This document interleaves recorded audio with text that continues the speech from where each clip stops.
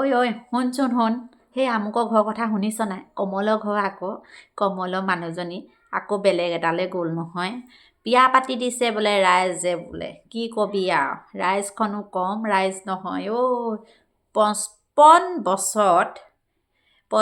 বছৰত বাৰু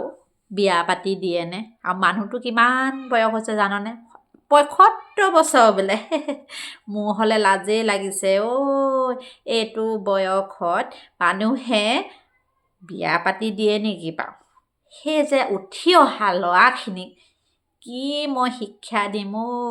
কৃষ্ণহে দেই মোৰ ল'ৰাটোৱে কৈছে মা তয়ো বিয়া হৈ যাগে যা মানে মই আকৌ মোৰ ল'ৰাটোলৈ ছোৱালী এজনী বিচাৰি আছিলোঁ ল'ৰাটোৱে বিয়া নেপাতে বোলে এতিয়া আকৌ মই কৈছোঁ দেখা নাই কমলৰ ঘৈণীয়েকে বিয়া পাতি গুচি গ'লগৈ তই এনেকেই থাক বোলো মই এই বুঢ়ী দেহাত মই সিহঁতক কৈ মেলি খুৱাব লাগে কাপোৰ সোপা ধু ভাত বনাই খোৱা মই আকৌ তাহাঁতক সেই বুলি ক'লোঁ জহনী মৰাটোৱে মোক ক'লে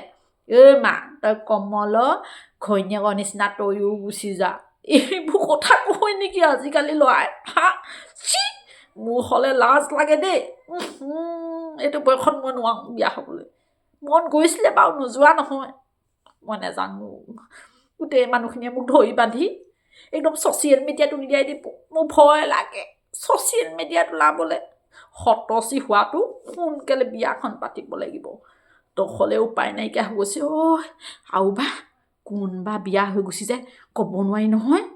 সেইটো কাৰণে মই মোৰ ল'ৰাটোলৈ নেপামেই ছোৱালী দেখা নাই এতিয়া সেই 55 বছৰতে বিয়া হৈ গৈছে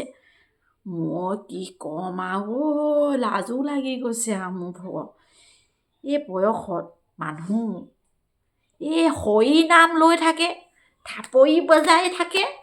এইটো বয়সতনো প্ৰেম কৰা বয়স নি বাৰু কি যে হ'ব আমাৰবিলাকৰ কি যে হ'ব পৃথিৱীখন কিন্তু উল্টিহে খাই গৈছে কি হ'ব বাৰু এইটো কি যুগ বাৰু মই নিজে নাজানিছোঁ মোৰ কথাবোৰ নহয় এতিয়া লাগিও ধৰিছে বুঢ়ী হ'লো যে কি কবি আমাৰ হতচি হোৱাটো সেইটো কাৰণে কৈছোঁ বিয়াখন পাত বিয়াখনো নেপাতে কি যে কৰিম